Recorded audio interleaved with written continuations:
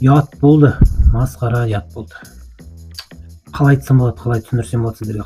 Жақсы заведение болатын, халяльный жақсы заведение, өте керемет ресторан болатын.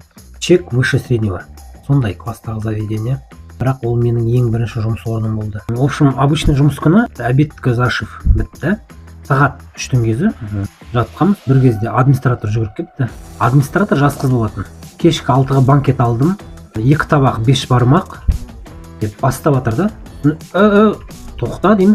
Ол жерде жазылып тұр. 5 бармақ заказывается за день. Ол қыз айтады, 5 бармақ 3 сағат піспей ма дейді. Сағат 3, 6-та піседі ғой дейді да.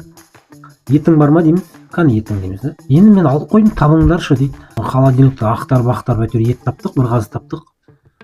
Ол пока қайнайын дегенше 1 сағат. Соны 3 сағат қайнау керек, пісу керек. Уже сезіп тұрмыз, уже үлгермейтінімізді 6-ға дейін. Ана қызға айтамын, атымен ағыл дейміз. Ол қыз айтады, уже мен алып қойдым заказды.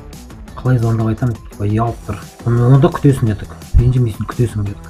Сонымен сағат 6 болды, ет әлі піскен жоқ. Бір кезде жүгіріп кетті, қонақтар ет сұрап отыр дейді. Біз саған не дедік дедім, ол 6-та піспейді дедік қой саған. Сонымен нан салдық, піспеген етті алып шықтық. Май тонкий қылып турадық да, в общем, берді 5 бармақ кетті. Құдайдың өзі кешірсін. Бір кезде бастық звондады. Айғай салды, не істейсің енді. Сөйтсек, заказды берген кісілер, бір қазақтың беткұстар жігіттері, Чечнядан қонақтар күтіп жатыр екен. Хабиб Нұрмағамбетовтың туыстары, соларды күтіп жатыр екен ғой. Масқара ма? Өтірік 5 бармақ беріп жібердік. Ұятай. Бұл сабақ болды, сабақ. Каналға тіркеліп отырыңыздар, өте көп контент болады. Статистиканы қарасам, барлық просмотрдың 4% подписчик. Қалғандарыңыз неге тіркелмейсіздер? Тіркеліп отырыңыздар каналға. Айдалы ақпараттармен бөлісем. Соғыстар жинағы кітабы жайлы заказ береміз. Жақсы, өте жақсы акция болып жатыр. Заказ беріп қалыңыздар, наурыз айының аяғына дейін.